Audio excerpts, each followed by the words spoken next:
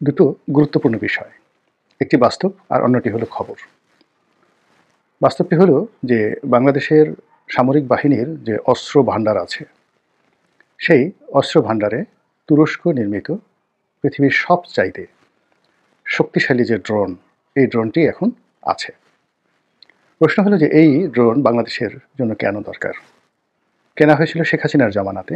কেন কেনা হয়েছিল সেটা তিনিই ভালো বলতে পারবেন।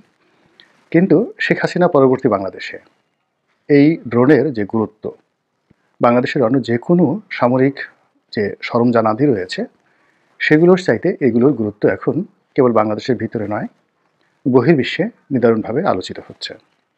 আমাদের দুটো সীমান্তে রীতিমতো ভাবছে, এবং এই প্রেক্ষিতে আমাদের হাতে যে ড্রোনগুলো রয়েছে সেই ড্রোনগুলো আমাদের রক্ষা কবচ হিসাবে সীমান্তে খুবই গুরুত্বপূর্ণ ভূমিকা পালন করছে। কারণ হলো এই ড্রোনের আক্রমণ এবং এই ড্রোনকে মোকাবেলা করা, এর কোনোটাই আরাকান আর্মিতে দূরের কথা মিয়ানমারের সেনাবাহিনীরও নেই।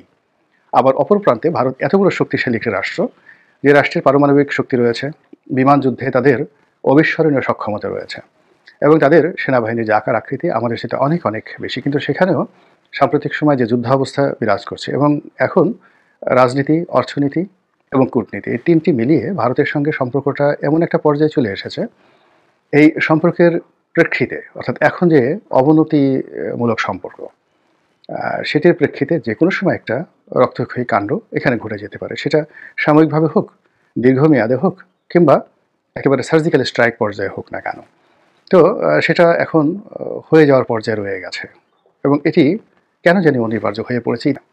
বাস্তবতা হলো যে এখন ভারতের সঙ্গে আমাদের যে সমস্যাগুলো চলছে, এই সমস্যাগুলো নিয়ে আমাদেরকে ভাবতে হবে, এই সমস্যাগুলো আমাদেরকে মোকাবেলা করতে হবে, এবং এই সমস্যার আলোকে মিলিটারি পয়েন্ট অফ ভিউ, সামরিক যে দৃষ্টিকোণ রয়েছে সেখান থেকে যেটি গুরুত্বপূর্ণ সেই ব্যবস্থাগুলো নিতে হবে, তার সঙ্গে সঙ্গে জনমত গঠন করতে হবে, এবং একই সঙ্গে কূটনৈতিক তৎপরতা চালাতে হবে।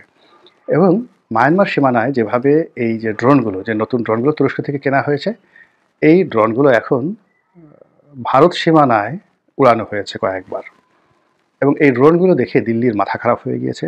আমরা দিল্লির যে মিডিয়া, তাদের কথা যতটা না শুনি, তার চেয়ে ভারতের যে পশ্চিমবঙ্গের যে বাংলা মিডিয়াগুলো রয়েছে তাদের বক্তব্য শুনি, এবং তারা যারা একেবারে বাংলাদেশকে টুক্কা মেরে মেরে ফেলার কথাবার্তা বলতেন, কিংবা বাংলাদেশ 1 মিনিট ধোপে টিকবে না ইত্যাদি যে সকল কথাবার্তা তারা বলতেন, তারা এই ড্রোন দেখে এখন রীতিমতো বিস্মিত, হতবাক এবং অনেকটা ভয়ার্ত।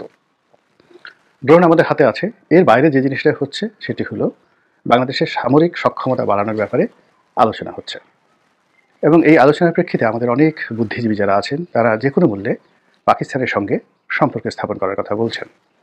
ইতিমধ্যে পাকিস্তানের সঙ্গে বৃহত্তর পরিসরে বাণিজ্যিক সম্পর্ক স্থাপিত হয়ে গেছে। সরাসরি পাকিস্তান থেকে আমাদের দেশের পণ্যবাহী জাহাজ আসা যাওয়া করছে, এবং যে বিষয়গুলো ইতিপূর্বে কল্পনা করা যেত না সেইগুলো এখন অনেকটা ডাল ভাতের মতো হয়ে গিয়েছে। বাংলাদেশের সঙ্গে বন্ধুত্ব করার জন্য পাকিস্তানে একেবারে উদগ্রীব।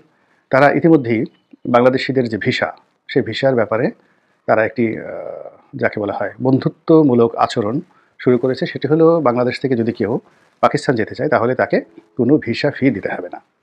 দ্বিতীয়ত, এখানে অনলাইনে ভিসার জন্য দরখাস্ত করা যাবে এবং খুব সহজ করা হয়েছে, এবং আগামী দিনে সম্ভবত সিঙ্গেল এন্ট্রি বা ডবল এন্ট্রির ক্ষেত্রে তারা